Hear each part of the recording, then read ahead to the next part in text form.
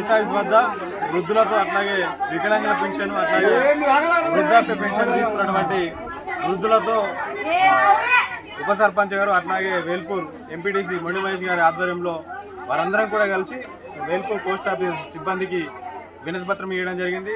ఏదైతే bed rest ఉన్నవారు ఉన్నారో అట్లాగే వికలాంగులు ఉన్నారో వృద్ధులు ఉన్నారో ఇంట్లో నుంచి నడవలేని పరిస్థితుల్లో ఇక్కడికి వచ్చి పెన్షన్ తీసుకునే పరిస్థితులు ఎవరైతే ఉన్నారో వారందరికీ కూడా పెన్షను ఇంటి వద్దే ఇవ్వాల్సిందిగా మేము ఎంపీడీఓ గారిని అట్లా ఆల్రెడీ రిక్వెస్ట్ చేసినాము. వారికి కూడా వినతి పత్రం అందజేసినాం.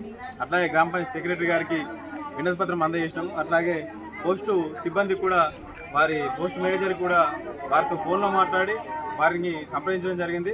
కావున ఈ ఇబ్బంది ఏంటంటే ఎవరైతే ఇప్పుడు అక్కడ నుంచి ఇంటి వద్ద నుంచి వచ్చి ఇక్కడ వెయిట్ చేసి ఇక్కడ కనీస సౌకర్యాలు కూడా లేవు, ఏవైతే మూత్రశాలలు కానీ కనీస సౌకర్యాలు వాటర్ కానీ ఎండకు నీడ కానీ ఎటువంటి పరిస్థితులు సౌకర్యాలు లేనందున పోస్ట్ మేనేజర్ గారికి వినతి పత్రం ఇచ్చి వారికి వచ్చే నెల సంది ఎవరైతే ఉన్నారో దాదాపు 200 నుంచి 300 మంది వరకు వేల్పూర్ గ్రామంలో వృద్ధులు అట్లాగే వికలాంగులు ఉన్నారు.